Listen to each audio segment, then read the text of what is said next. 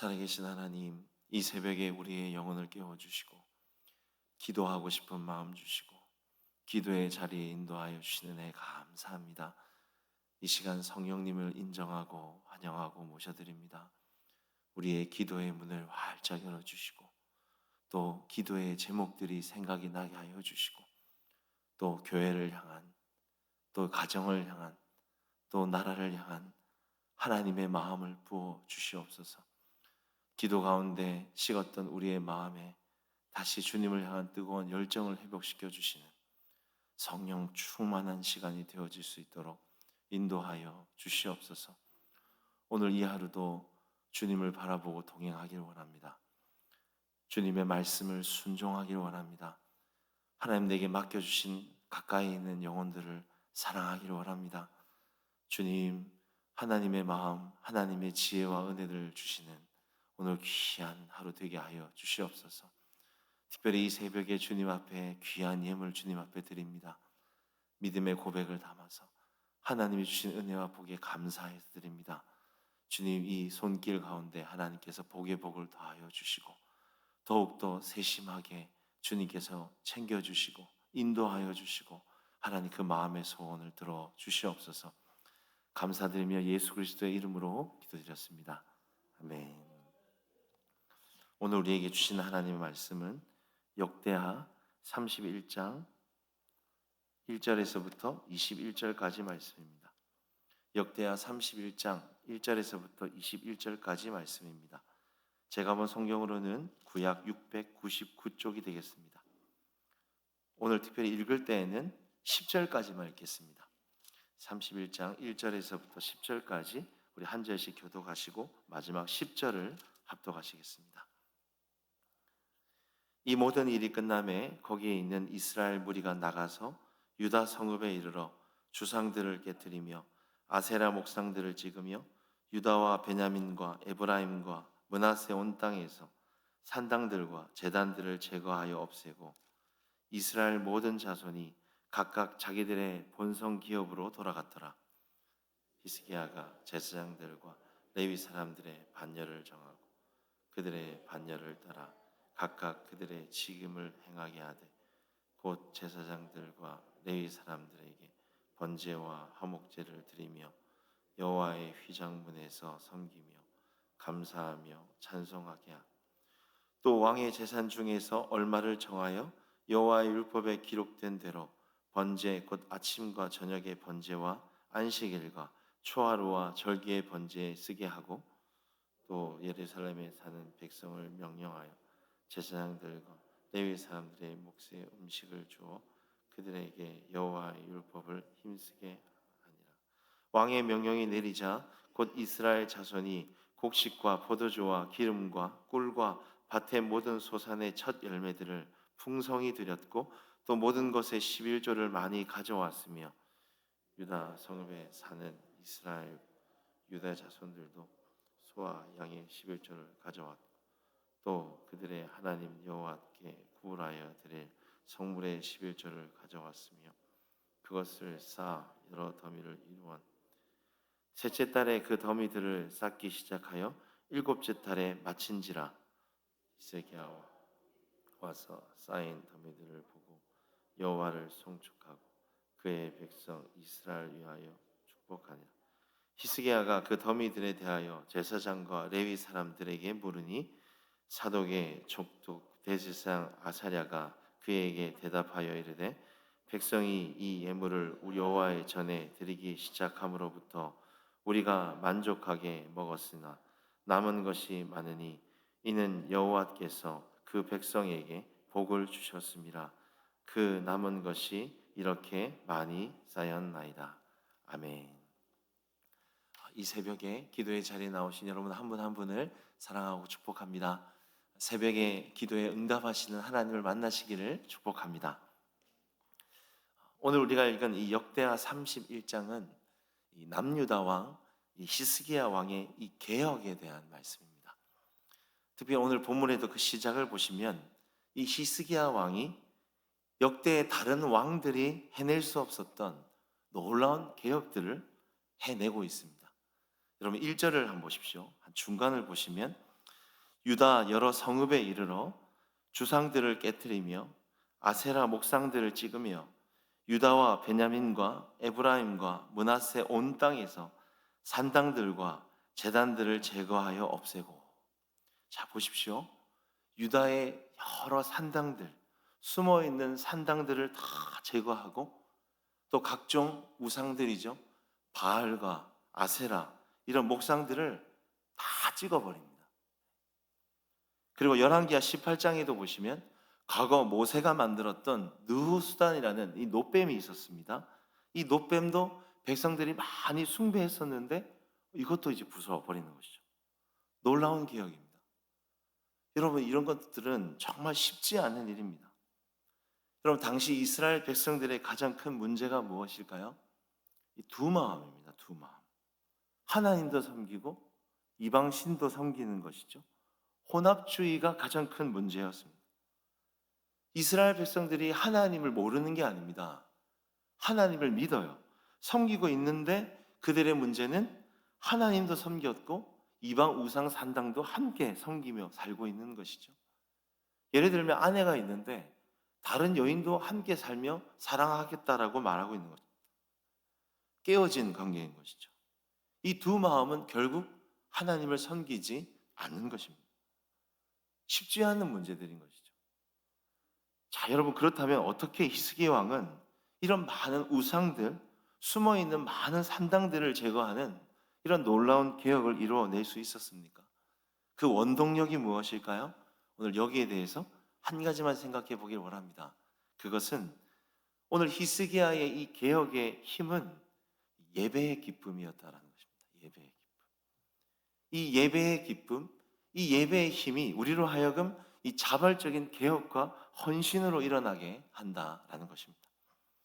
자, 오늘 본문의 1절을 다시 보시면 오늘 히스기야 왕의 이 개혁의 특징을 보시면 이 개혁의 주체가 누구냐라고 할 때 왕 리더가 아닙니다. 백성들이라는 것이 놀라운 특징입니다. 여러분 1절을 다시 보십시오. 이스라엘 무리가 나가서 여러 성읍에 이르러 주상들을 깨뜨리며 아세라 목상들을 찍으며.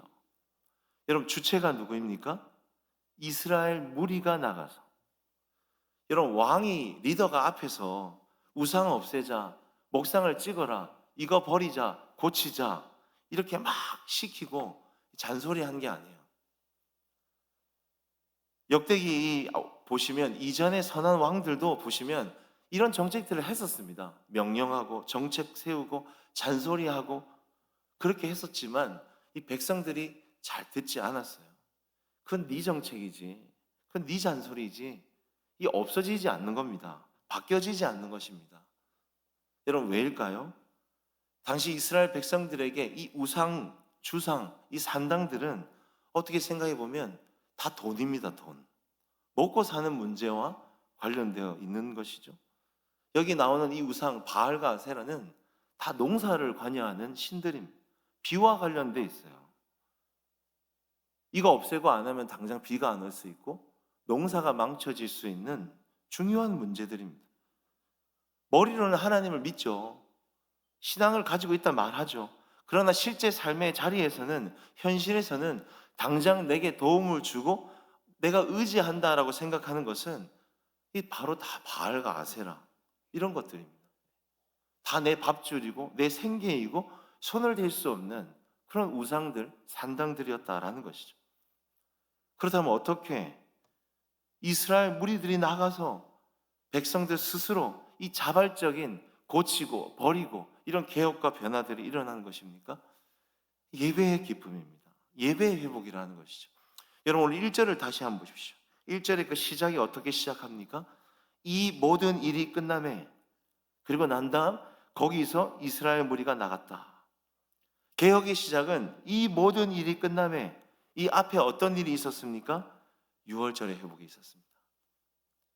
6월절의 회복, 예배의 회복이 있었습니다. 예배의 기쁨이 있었습니다. 이 앞에 있는 역대하 30장 26절을 한번 보십시오.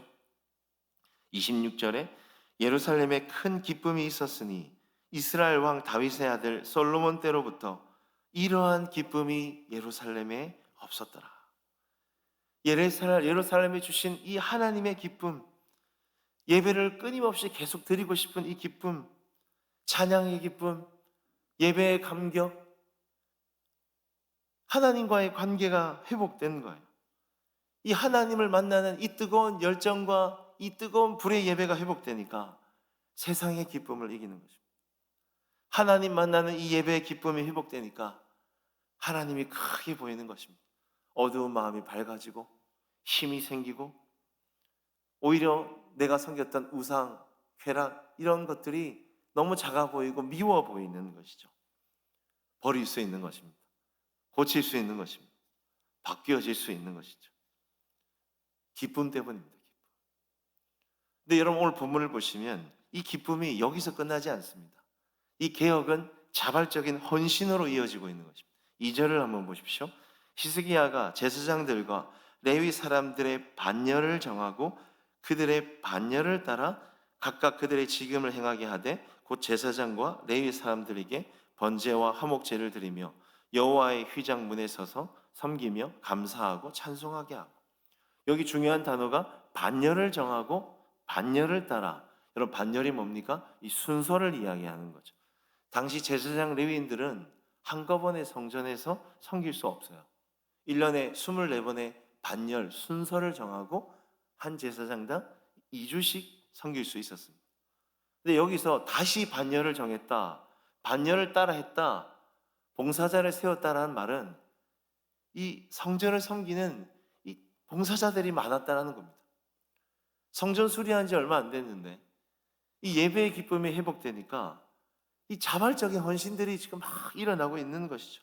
앞에서 교회 봉사해 주세요, 찬양팀 해주세요, 교사해 주세요 이런 말 하지 않았는데 이 자발적인 헌신이 일어나고 있는 것입니다. 왜요? 1절에 이 기쁨이 회복되니까 2절에 헌신이 회복되어지는 것입니다. 이뿐만이 아닙니다. 여러분 6절을 더 보십시오. 6절에 유다 여러 성읍에 사는 이스라엘과 유다 자손들도 소와 양의 11조를 가져왔고 또 그들의 하나님 여호와께 구별하여 드릴 성물의 11조를 가져왔으며 그것들을 쌓아 여러 더미를 이루었는데, 백성들이 하나님께 드릴 11조를 가지고 옵니다. 11조 소와 양 곡식의 첫 열매죠. 제일 귀한 것이죠. 근데 그것을 가져왔는데 쌓여 더미를 이루었다. 쌓인 겁니다. 그냥 드릴 정도가 아니라. 그러니까 9절에 히스기야 왕이 말하는 겁니다. 이 쌓인 더미들이 뭐냐? 뭔지는 알아요. 놀라서 물어보는 이 뭐냐? 그러니까 10절에 이렇게 대답합니다. 하반절에 보시면 이는 여호와께서 그의 백성에게 복을 주셨습니다. 그 남은 것이 이렇게 많이 쌓였나이다. 백성들이 말합니다. 이는 백성에게 주신 하나님의 복입니다. 쌓여있는 11조의 돈, 재물, 열매들을 보면서 이거 돈입니다, 재물입니다, 열매입니다 이렇게 말하지 않고 하나님이 우리에게 주신 복입니다. 하나님이 우리에게 주신 기쁨입니다. 하나님이 우리에게 주신 은혜입니다. 이렇게 고백하고 있는 것이죠. 헌신이 회복되고 마음의 중심까지도 그 기쁨과 헌신들이 다 회복되는 것입니다. 아깝지 않은 것입니다. 이 구절을 보면서 마음이 굉장히 설레었어요. 여러분 우리의 마음의 변화, 자발적인 헌신, 신앙의 개혁 여러분 언제 일어납니까? 도대체 언제 일어날까요? 앞에 왕이, 리더가, 부모가 하지 말자, 고치자, 버려라 그렇게 앞에서 말하고 잔소리한다고 변화가 일어납니까? 그렇지 않죠. 아니면 우리가 어떤 정책이나 프로그램 만들고 제도나 율법 안에 그 사람 잡아 넣으면 그 안에서 사람의 마음이 변화되고 선하게 되는 것입니까? 어림도 없습니다. 안 돼요. 그렇다면 우리 안에 스스로 무언가 바뀌어야지, 달라져야지, 그렇게 자발적인 결심과 의지와 힘으로 여러분 달라지는 것입니까? 더더욱 불가능한 것이죠. 어떻게 삶의 변화와 개혁이 일어나는 것입니까? 오늘 성경의 구절이 중요합니다. 이 모든 일이 끝남에 예배가 먼저라는 것입니다. 예배가 먼저. 하나님과의 관계가 회복되면, 예배가 회복되면 여러분, 변화와 개혁과 헌신은 자연스럽게 그냥 일어나는 것입니다. 그냥 일어나는 것입니다. 요한복음 15장에 포도나무에 가지가 붙어 있으면 열매가 맺어져야지 되는 것이 아니라 열매는 저절로 맺어지는 것입니다. 예배 가운데 뜨거운 불의 예배, 식어있던 우리의 마음에 하나님이 우리의 중심에 들어오게 되고 그 하나님을 향한 열정과 사랑하는 마음이 생기기 시작되었을 때, 그 하나님 마음의 기쁨이 우리 안에 일어나게 되었을 때 다른 사랑, 다른 기쁨, 다른 즐거움은 버리게 되어지는 것입니다. 주님을 향한 우리 중심에 더 큰 열정과 헌신, 기쁨이 생겨나는 거예요. 하나님과 회복되면, 하나님께 붙어 있으면 하나님이 우리를 고치시고 변화시키시고 자라게 하시는 것입니다. 말씀을 묵상하다 시편 1장 1절 2절이 생각이 났습니다. 제가 읽어드릴게요. 복 있는 사람은 악인들의 꾀를 따르지 아니하며 죄인들의 길에 서지 아니하며 오만한 자의 자리에 앉지 아니하고 오직 여호와의 율법을 즐거워하여 그 율법을 주야로 묵상하는 자로다. 복 있는 사람이 나옵니다. 하나님을 알고 있어요. 믿어요.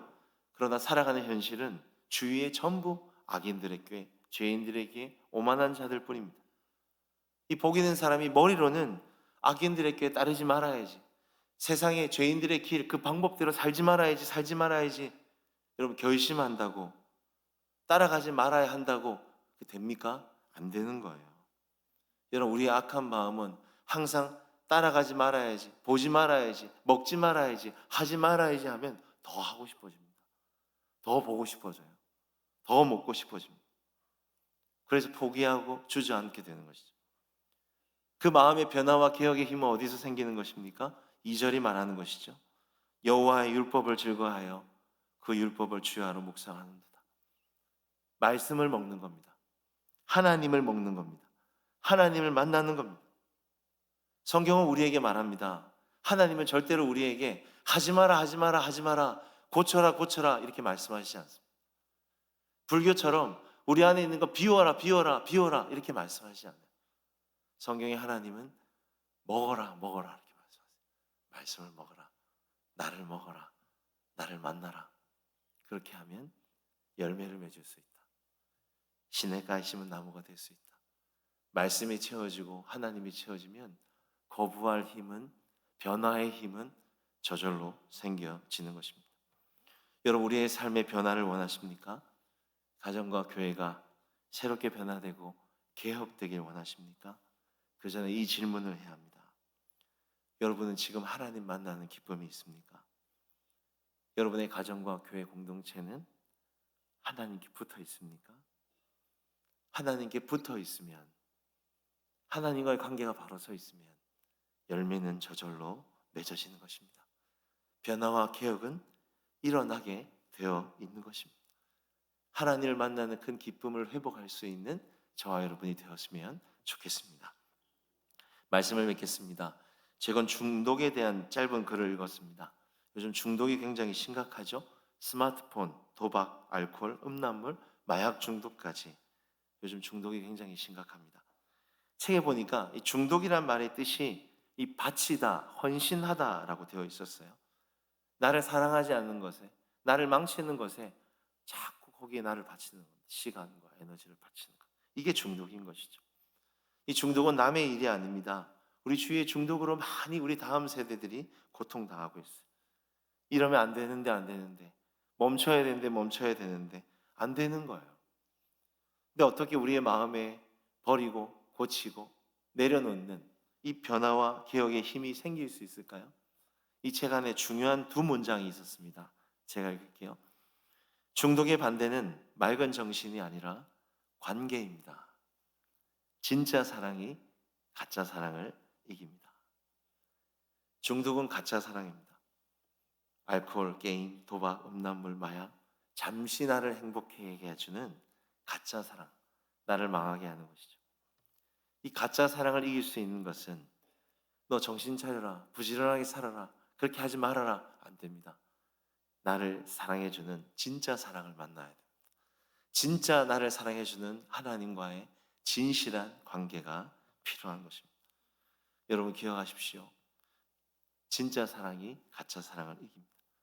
진짜 하나님과의 관계가 우리를 변화시키고 우리를 개혁하고 변화로 이끌어갈 것입니다. 여러분, 우리가 하나님을 진짜로 사랑했으면 좋겠습니다. 진짜 하나님을 예배했으면 좋겠습니다. 그렇게 우리의 가정과 교회가 변화와 개혁을 이루어가는 놀라운 열매가 있게 되어지기를 주님의 이름으로 부탁을 드립니다.